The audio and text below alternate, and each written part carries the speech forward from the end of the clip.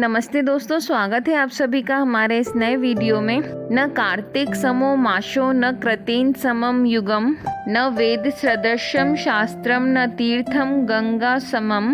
अर्थात कार्तिक के समान दूसरा कोई मास नहीं, सतयुग के समान कोई युग नहीं, वेद के समान कोई शास्त्र नहीं और गंगा जी के समान कोई तीर्थ नहीं। दोस्तों, कार्तिक माह का महत्व इतना है कि जो साधक इस माह में भगवान विष्णु की श्रद्धा पूर्वक पूजा अर्चना करता है उसकी सभी इच्छाएं पूर्ण होती हैं। कार्तिक माह धार्मिक दृष्टि से बहुत ही महत्वपूर्ण माना जाता है। यह माह भगवान विष्णु का प्रिय महीना माना गया है, इसलिए इस माह में भगवान विष्णु की पूजा अर्चना करने का विधान है। साथ ही इस महीने में पवित्र नदी में स्नान, दान, तुलसी पूजा करके भगवान श्री हरि की कृपा प्राप्त की जा सकती है। कार्तिक महीने में सूर्योदय से पहले उठकर किसी पवित्र नदी में स्नान करना बहुत ही पुण्यदायी माना जाता है। इसे कार्तिक स्नान कहते हैं। धार्मिक मान्यताओं के अनुसार इस माह में मंदिर में जागरण, भजन कीर्तन, दीपदान और तुलसी व आंवले के वृक्ष का पूजन करने से साधक के सभी पाप नष्ट हो जाते हैं। साथ ही उसे मोक्ष की प्राप्ति होती है। साथ ही इस माह में गोवर्धन पूजा, भैया दूज, छठ पूजा, दिवाली, देवोत्तम एकादशी जैसे कई महत्वपूर्ण व्रत त्योहार किए जाते हैं। चलिए अब हम सुनते हैं कार्तिक माह की पौराणिक कथा, जिसे ध्यान पूर्वक एकाग्रचित्त होकर सुनने से भगवान विष्णु की कृपा होती है और सभी मनोकामनाएं पूर्ण होती हैं। एक नगर में एक ब्राह्मण दंपत्ति रहते थे। वे दोनों प्रतिदिन 7 कोस दूर गंगा और यमुना नदी में स्नान करने जाते थे। इतनी दूर आने जाने से ब्राह्मण की पत्नी थक जाती थी।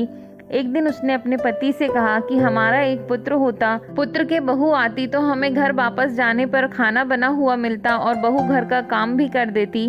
अपनी पत्नी की बात सुनकर ब्राह्मण ने कहा कि तूने बात तो सही कही है, चल मैं तेरे लिए बहू ला ही देता हूँ।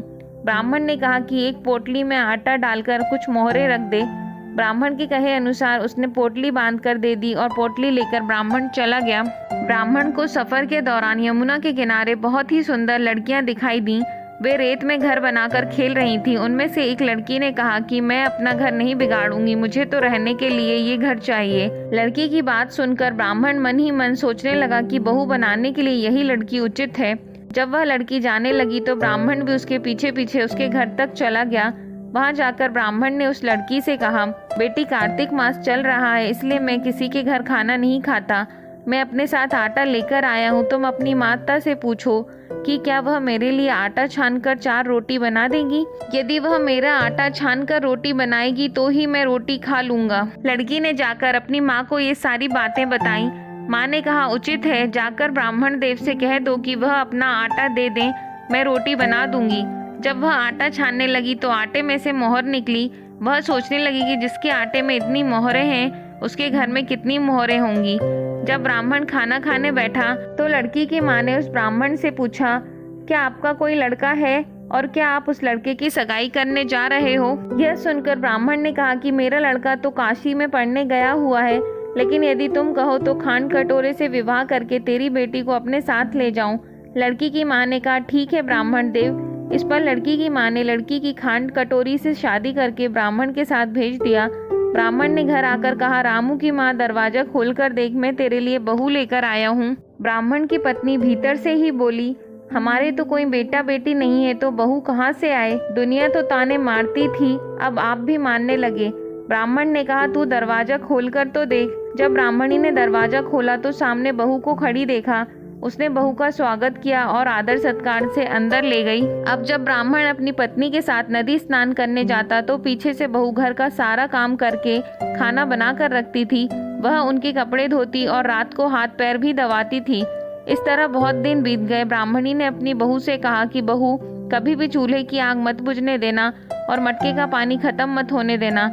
परंतु एक दिन चूल्हे की आग बुझ गई। यह देखकर बहू घबरा गई और भागी भागी अपनी पड़ोसन के पास गई और कहा, मेरे चूल्हे की आग बुझ गई है, मुझे थोड़ी आग चाहिए। मेरे सास ससुर सुबह 5 बजे से गए हुए हैं, वह थके हुए घर आएंगे, इसलिए मुझे उनके लिए खाना बनाना है। यह सुनकर पड़ोसन ने कहा कि तू तो बावली है, तुझे यह दोनों मिलकर पागल बना रहे हैं। इनके कोई पुत्र नहीं है, ये निसंतान है। बहू ने कहा, नहीं ऐसा मत बोलो, इनका बेटा तो बनारस काशी में पढ़ने गया है। इस पर पड़ोसन ने कहा कि यह तुझे झूठ बोलकर लाए हैं, मेरी बात सच मान, इनके कोई बेटा नहीं है। अब बहू पड़ोसन की बातों में आ गई और कहने लगी अब आप ही बताओ मैं क्या करूं? पड़ोसन ने कहा कि करना क्या है, जब तुम्हारे सास ससुर आए तो जली हुई रोटियां बनाकर देना और बिना नमक की दाल बनाकर देना। खीर की कड़छी दाल में और दाल की कड़छी खीर में डाल देना। पड़ोसन ने उसे अच्छे से सिखा पढ़ा दिया। फिर जब उसके सास ससुर घर आए तो उसने न तो उनका आदर सत्कार किया, न ही उनके कपड़े धोए। जब उसने सास ससुर को खाना दिया तो सास बोली, बहू आज ये रोटियां जली हुई क्यों हैं और दाल भी अलोनी है। तब बहू ने पलटकर कहा कि एक दिन ऐसा खाना खा लोगे तो कुछ बिगड़ नहीं जाएगा तुम्हारा। सास ससुर को खड़ी खोटी सुनाकर वह फिर से पड़ोसन के पास गई और बोला कि अब आगे क्या करना है। पड़ोसन ने कहा कि अब तुम सातों कोठों की चाबी मांग लेना। अगले दिन जब भी वह स्नान करने के लिए जाने लगे तो बहू अड़ गई कि मुझे सातों कोठों की चाबी चाहिए। तब ससुर ने कहा कि इसे चाबी दे दो। तब सास ने बहू को चाबी दे दी। सास ससुर के जाने के बाद जब बहू ने दरवाजे खोले तो देखा किसी में अन्न भरा है, किसी में धन भरा है और किसी कोठे में बर्तन पड़े हैं। जब उसने सबसे ऊपर का 7वां कोठा खोला तो देखा कि शिवजी, पार्वती माता, गणेश जी, लक्ष्मी माता जी, पीपल, पथवारी, कार्तिक के ठाकुर, राई दामोदर, तुलसी जी का बिड़वा, गंगा यमुना और 33 कोटि देवी देवता विराजमान है। वहीं पर एक लड़का चंदन की चौकी पर बैठा माला जप रहा है। यह सब देखकर उसने लड़के से पूछा कि तुम कौन हो? तब लड़का बोला कि मैं तेरा पति हूँ, अभी दरवाजा बंद कर दे, जब मेरे माता पिता आएंगे तब दरवाजा खोलना। यह सब देखकर बहू बहुत खुश हो गई और 16 श्रृंगार कर सुंदर वस्त्र पहनकर अपने सास ससुर का इंतजार करने लगी। उसने अपने सास ससुर के लिए अच्छे अच्छे पकवान बनाए। जब उसके सास ससुर घर पर आए तो उसने उनका आदर सत्कार किया और प्रेम पूर्वक खाना खिलाया और हाथ पैर दबाने लगी। पैर दबाते दबाते बहू ने कहा, माँ आप इतनी दूर गंगा यमुना स्नान करने के लिए जाती हो तो आप थक जाती हो, इसलिए आप घर पर ही स्नान क्यों नहीं करती हो? यह सुनकर सास कहने लगी कि बेटी गंगा यमुना घर पर तो नहीं बहती है। तब उसने कहा, हाँ माँ जी बहती है, चलो मैं आपको दिखाती हूँ। जब बहू ने 7वां कोठा खोलकर दिखाया तो उसमें शिवजी, पार्वती जी, गणेश जी, लक्ष्मी जी, पीपल, पथवारी, कार्तिक के ठाकुर, राई दामोदर, तुलसी जी का बिड़वा, गंगा यमुना बह रही थी और 33 कोटि देवता विराजमान थे। वहीं चौकी पर बैठा एक लड़का माला जप रहा था। माँ ने उसे देखकर कहा कि बेटा तू कौन है? लड़का बोला, माँ मैं तेरा बेटा हूँ।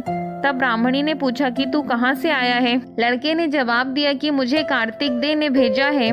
माँ ने कहा, बेटा यह संसार कैसे मानेगा कि तू मेरा बेटा है? माँ ने कुछ विद्वान पंडितों से मदद मांगी। पंडितों ने कहा इस पार बहू बेटा खड़े हो जाएं और उस पार माँ खड़ी हो जाए। माँ ने चमड़े की अंगियां पहनी हो और छाती में दूध की धार निकलकर बेटे की दाढ़ी मूछ भीगे और पवन पानी से गठजोड़ बंधे, तब मानेंगे कि यह इस माँ का ही बेटा है। उसने ऐसा ही किया। चमड़े की अंगियां फट गईं और छाती में से दूध की धार निकलकर बेटे की दाढ़ी मूछ भीग गई। पवन पानी से बहू बेटे का गठजोड़ बंध गया। यह सब देखकर ब्राह्मण और उसकी पत्नी की खुशी का ठिकाना न रहा। यह थी कार्तिक मास की कथा। हे कार्तिक के ठाकुर, जैसे ब्राह्मण और ब्राह्मणी को बहू बेटा दिया वैसे सबको देना। कार्तिक मास की कथा कहने, सुनने और हुंकार भरने वाले सब पर कृपा वर्षाना। यदि वीडियो अच्छा लगा हो तो चैनल को लाइक, शेयर और सब्सक्राइब करें। धन्यवाद।